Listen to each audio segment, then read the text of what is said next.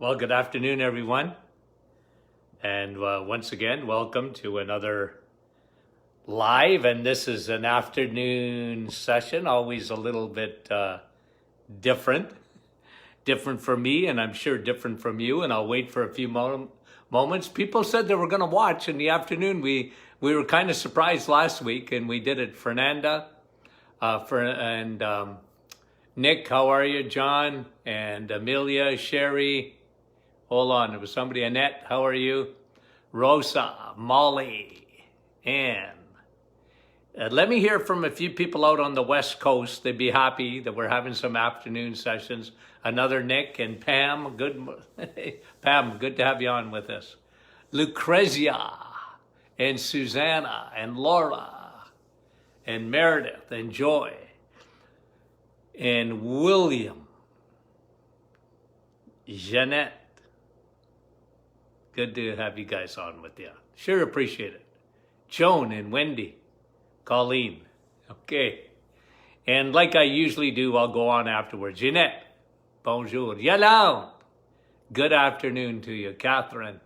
And Mitra, Louise. Great. Okay, so you know what I'm doing right now? I just thought I'd tell you. I'm writing another book. We just got the other one out. And I'm writing another one, okay? I'm just telling you that. I'm working on it right now. And I get these ideas, and I kind of like to write. That's how I study, by the way, I write. Are you one of those old-fashioned people that I learned to study by writing everything out? And then I would trim it down and then trim it down and trim it down.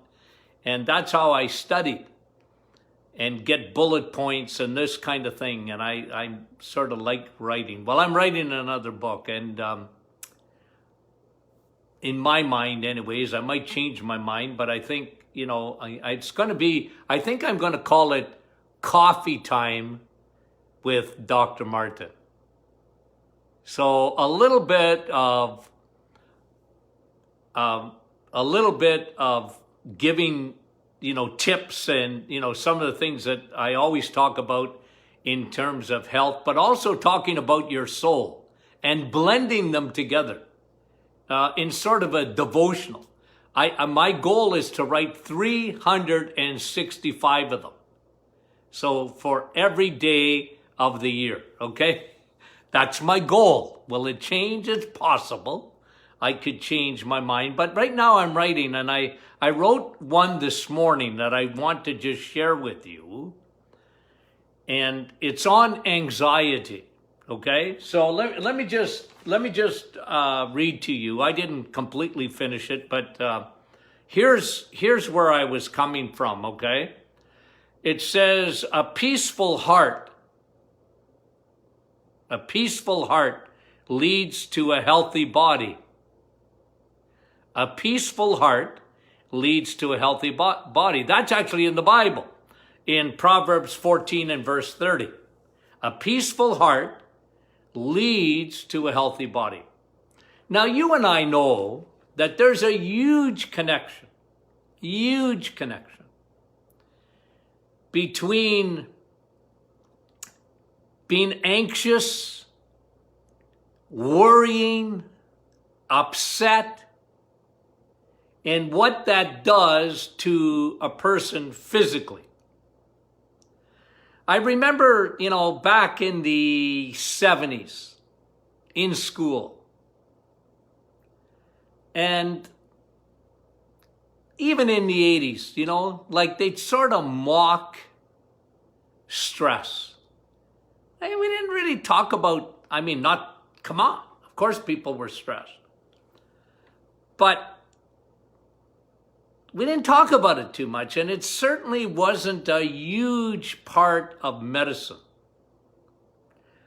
You know, psychiatry was already well established, but, you know, it was sort of out there, and then all other medical conditions were, sort of separate from that. But now they know there's a psychosomatic, actually that was the term, I think, back in the 1980s, the psychosomatic involvement. Your thinking affecting your organs. Your worrying affecting the organs. And I said it probably earlier this week as we looked at the hypothalamus. We talked about that area in the brain that controls all of your hormones. So what we know today about, that hypothalamus and what gets at it, and we talked to you this week about seed oils and vegetable oils and, bad oils have really changed our chemistry in our brain. Now, who would have thought that cottonseed oil, that's where it started, cottonseed oil, hydrogenated oil, would have such a profound impact on the body. And the biggest thing that it does, it creates inflammation because of its high levels of omega-6. And it changes the chemistry in the brain. We talked about that, how even your feel-good hormone, oxytocin, you don't secrete much of it. And then we talked about what it does in the gut. And then we talked about insulin, food, insulin, crappy carbs, and what it does to you. But today I want to talk to you a little bit about another aspect. And again, my practice, Tony Jr. and I used to talk about this quite a bit. It was unbelievable. And I don't know if it was mainly because I was testing it, but the fact that we could look at cortisol, the stress hormone, and actually look at it and how it affected everything from the conversion of your T4 to T3 for your thyroid, how it created inflammation, how it changed the microbiome in the gut. And then you would get all these diverse symptoms. But I was sort of doing just some thinking, okay? And when I was writing this little devotional / health tip this morning, I was thinking, well, in my experience, what would I see? And someone that had developed what we call true anxiety, where the cortisol was through the roof and they had symptoms of nausea and fatigue and brain fog and cravings for sugar or salt, hypoglycemia, all these symptoms, very unwell, insomnia. And it's not a matter of just, let me change my mind here. No, because it actually becomes a condition. Anxiety is a condition. Like I've given to you thousands of times. If you come up behind me and scare me, okay. And once I realize that you're not really a threat, I don't have to run or punch you, well, then I'll get over it. But you see, I was doing a little bit of a deeper dive in just my own experience. This is my experience, okay? So I want to tell you what I've seen in my practice. And, as I get older, I just want to, I was talking to somebody the other day and just about, just generally what I do, He was very unfamiliar with me. And I said, well, my expertise is clinical nutrition. But, I was trying to explain to this person that clinical nutrition, is very holistic, because nutrition affects everything. And I was trying to tell him I was more of a woman's doctor, because it was probably 80 to 20, or I don't know, 70 to 30. I think it was around 80 to 20. I always laughed at the guys that come into our office. I heard this every day. Why are you here? My wife. What's wrong? Nothing. That's a man. Women are so much more honest. Women are so much more concerned, generally, okay? I'm a man. I can talk about it, okay? I don't think I'm offending anyone. But it's true. I used to hear this all the time.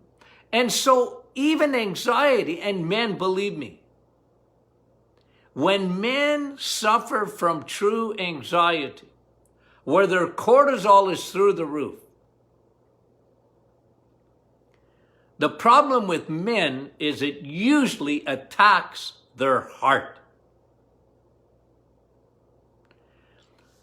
Case history after case history after case history that I have read of men having a heart attack, and their lipid profile is 100% normal. I mean, low triglycerides, good HDL, nothing.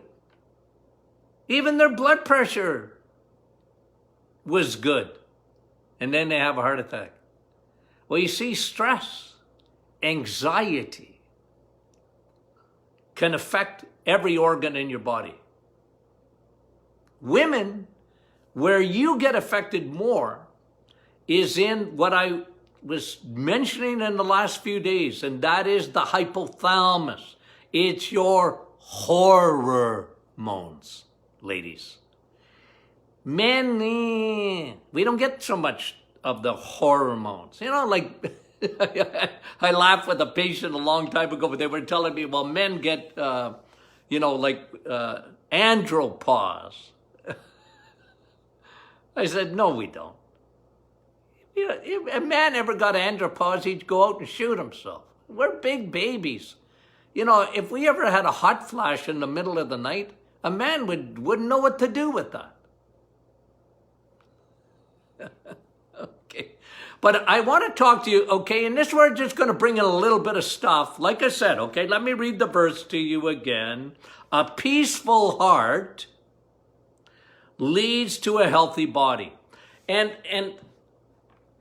whenever a patient would come into the office, I was very, very big on questionnaires. The first time you ever saw me, you spent a lot of time filling out a questionnaire. I didn't allow people to come in without filling that out. I wanted history. And the questionnaire was really, really focused on going back even to, how you were born. C-section or not. Ladies, right? I talked about that because I was very much interested in the microbiome. I was very much interested in the symptoms that a person had and very much interested in their history. And here's what I've observed over the years, okay, just for me. It's sort of a triad in the background of anxiety with few exceptions. Okay, let me just put it that way, with few exceptions. Because there's a connection. There's a connection. And maybe this will be helpful to you. Maybe you know this already. but there's a connection. And by the way, anxiety usually is the first step towards depression, clinical depression.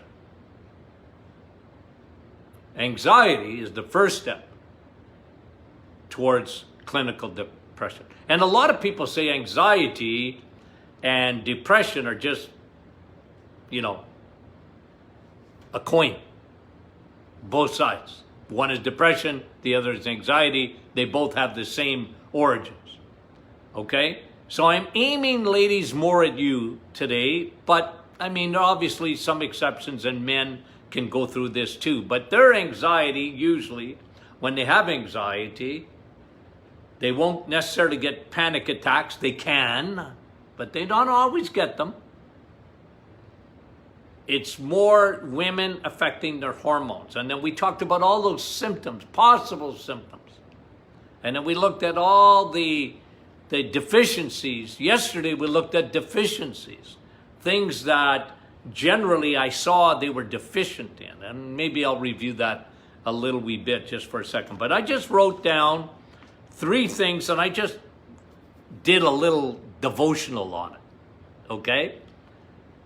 Is to get people thinking more than anything else. But generally, there's 3 things that I found in the background before anxiety is full blown. Okay, see if you can identify with these things. Because like I said, it was like an epidemic in my, I hate to use the word epidemic, but it really was. And Junior and I were discussing the other day, like what is it that in terms of products and what was prescribed, probiotics, maybe number 1, but cortisol, the cortisol formula, like, hello, unbelievable. How it impacts our society today. Our society, just generally, we've never had so much. But we've never had so much communication. And yet I've never seen so many people anxious or depressed. We've never had so much, in terms of monetary and all that, but it doesn't make us any happier, does it? A peaceful heart leads to a healthy body. Yep, I think that's what I'm going to call the book. If I get to name it. Coffee time with Dr. Martin in the morning. Come and join me. And a peaceful heart leads to a healthy body. How do you like that for a title? Okay, let's talk about 3 things. 1 is fear. Fear. Fear of the future. I'll tell you, and I've been saying this and saying it so many times. This whole thing, this whole virus thing, has shown us that there's nothing that we can say for sure, right? Like it just turned the world upside down. How would you like to be, I don't know, in the restaurant business today? How would you like to own retail buildings? I used to be in the part of what my father invested in. We built a lot of homes. Now, we didn't build them. I don't put a hammer in my hand. Believe me, you don't want that.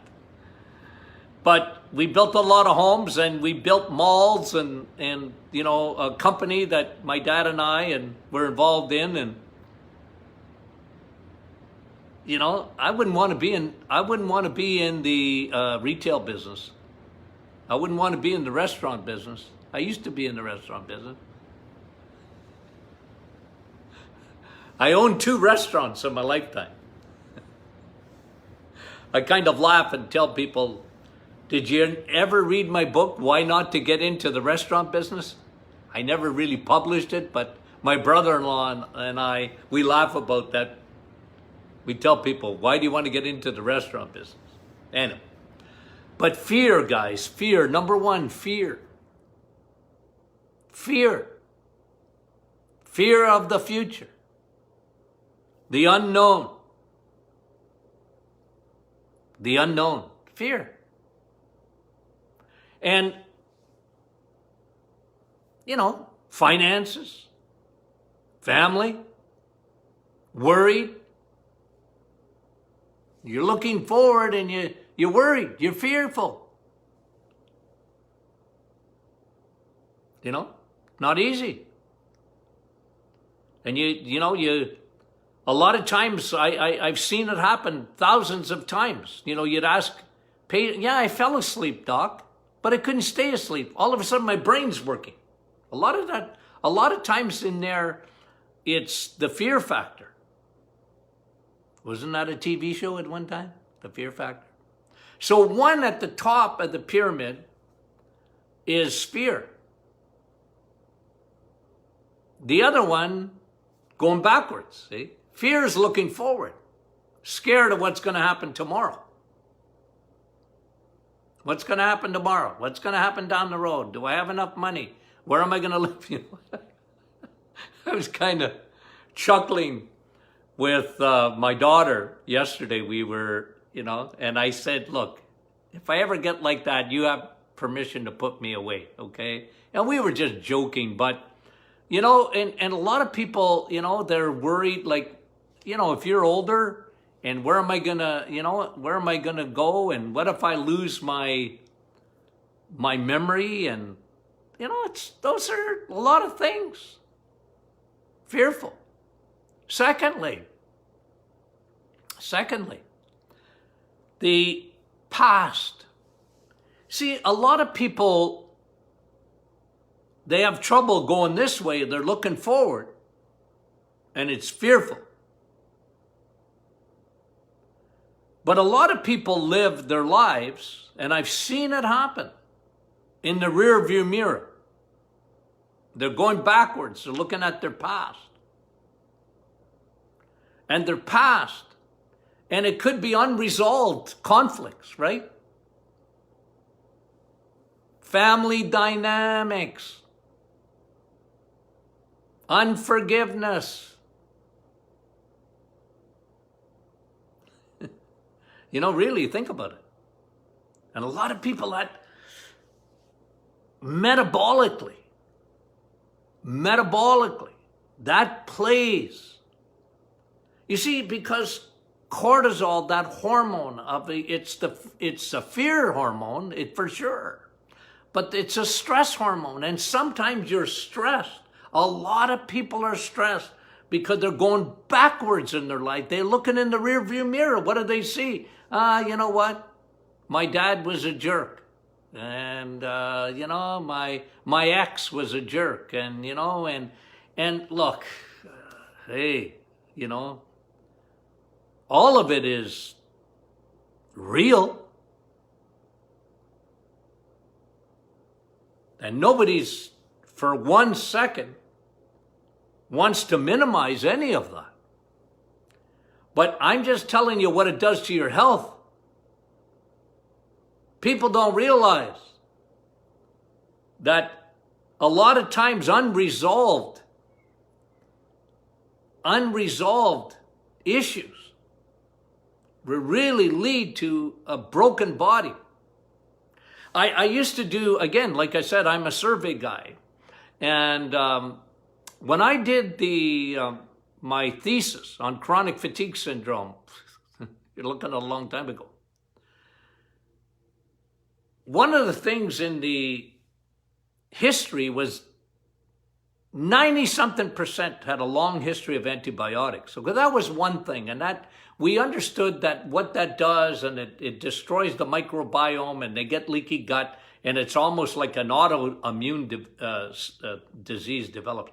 But you know what? Even autoimmune diseases, like MS, like ulcerative colitis, and like a lot of that is unresolved. Unresolved, unforgiveness. It's not easy. I'm not telling you it's easy. I'm just telling you what it does as it elevates that. You see this, you don't even, might even sense it, but you're, and I'll tell you, here's something that I've seen too, just an observation. Okay, just an observation. Anger. And some of it justifiably so. But now, especially when we're wearing masks and we're not communicating like you and I are supposed to communicate, it's very difficult. You go out today, you go to the grocery store or whatever, you go to Walmart, you go to whatever, and people that we can't even see, you're up to here, all I can see is your eyes. It's not meant to be. And people are angry about it. Human beings are communicators. We're supposed to communicate with one another. And sometimes it's just a big smile. Right? A big smile or, a hug. Ooh, I long for the days of hugging again. I'm a hugger. My patients used to come in the office and I'd give them a big bear hug. No, I said, well, I remember one lady said to me, two things she said to me, okay. Of course, it was too late, I'd already hugged her. And she was so taken back by that I came in the office, it's my office, by the way, and I'd hug her. I give her a hug. I didn't know her from Adam. But that's me. Welcome to my world.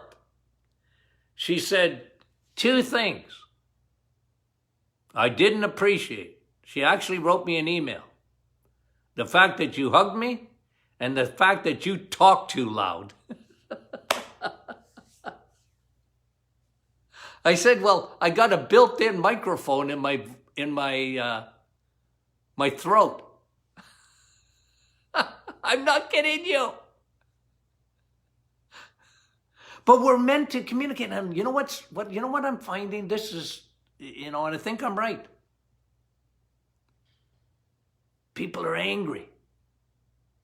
They got an edge to them. And there's very little outlet.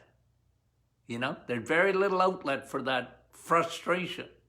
And it's simmering at the top. But that you see, a peaceful heart leads to a healthy body. And then thirdly, guilt. It's part of that triad. Guilt. A lot of people live in guilt. I wish I had a better mom. I wish I was a better this. I wish this was better and that was better. And yeah. And that can stir up emotions and that can lead to a very unhealthy body. And you see, I'm a holistic type of doctor. I'm sorry. I'm not sorry, but I'm sorry if this particular topic you're not that interested in. But I tell you, I used to, even yesterday I was texting with someone. They said, well, how long do I have to stay on cortisol? I said, well, until I preach at your funeral. He was a friend, so he understood, because he's a good friend. And I think it was about 15 years ago, I'm not exaggerating, he asked me, he said, Tony, would you preach at my funeral? I said, well, I'll be honored. So every time he calls, or I call, I said, aren't you dead yet? I got this beautiful message for your funeral. You're not dead yet. So anyways, he was asking me yesterday about how long do I got to take cortisol? he has trouble sleeping. I said, well, till I preach at your funeral. You better have a sense of humor around me because I'm just that type of guy, you know. It's one of the ways I deal with anxiety, I guess. Laughter, here's another verse in the Bible. Laughter is merry medicine. It is. And you know what the best? Laugh at yourself. I find people very serious, you know. And I can be serious too, but you know what? Better learn to laugh. You know, have a good laugh. Okay. No, but I just thought I'd bring that up today because it really has a lot to do. If you look and you do a deep dive in people that are unwell, I'll tell you there's an emotional aspect to people that I just feel sorry that medicine, God bless them and all the great things they're doing. But you know what? A lot of times people fall through the cracks. And I've said it and I'll say it again, the tsunami that's coming. Young people. This world isn't, young people weren't made for this type of world. I don't know if any of us are. But, so the three things: fear, that's looking forward. Right? That's looking forward to tomorrow. They're fearful of that. And that can stir up lots of problems and past, looking back, unforgiveness. Check your own heart, guys. Sometimes you can get these things resolved. And guilt. I always say, you know what? I don't want to fret too much about things I can't control. You know, there's something, every once in a while, believe it or not, some people tell me they don't like me. Now, can you believe that? How can you not like me? But I can't control that. I can't control that. So I have sort of a filter in my brain that, you know what can I do? I can't, as much as it depends on me, I want to live at peace with people. I really do. I want to be a peacemaker. But sometimes it doesn't depend on me. Some people just don't like me. They don't like my the way I deliver and whatever. Well, I can't control that.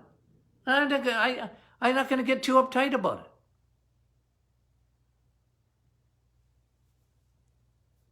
Anyway, okay. So, you know what? Thanks so much for coming on in the afternoon, okay? And give us feedback about this time. Like last week, you told us you really liked it. A lot of people liked it. Some people said, don't worry, if I can't get there, I'll listen to the podcast at another time. And just, that's fine. And there's no issue doing that.